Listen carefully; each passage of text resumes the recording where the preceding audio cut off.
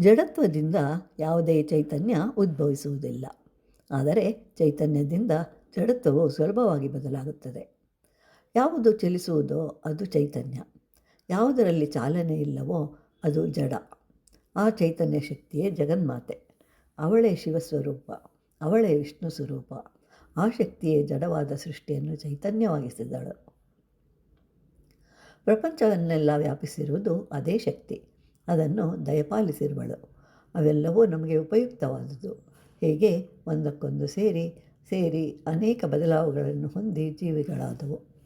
ಬೇಸಿಗೆಯಲ್ಲಿ ಮಾನವನ ಶರೀರದಲ್ಲಿ ಉತ್ಪತ್ತಿಯಾಗುವ ಬೆವರಿನಿಂದಲೇ ಹೇನು, ತಿಗಣೆ ಮುಂತಾದವು ಹುಟ್ಟಿಕೊಳ್ಳುತ್ತವೆ.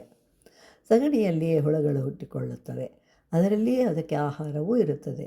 ಹೀಗೆ ಯಾವುದರಲ್ಲಿ ಜನಿಸುವುದೋ ಅಲ್ಲಿಯೇ ಅವುಗಳಿಗೆ ಜೀವನ.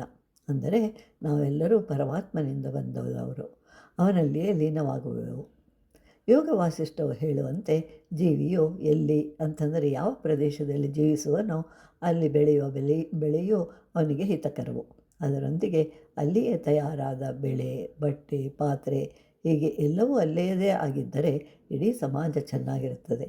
ಅದಲ್ಲದೆ ಬೇರೆ ಬೇರೆ ದೇಶಗಳಿಗೆ ಹೋದರೆ ಆ ದೇಶಗಳ ಅಭಿವೃದ್ಧಿಯನ್ನು ಹೊಂದುತ್ತವೆ.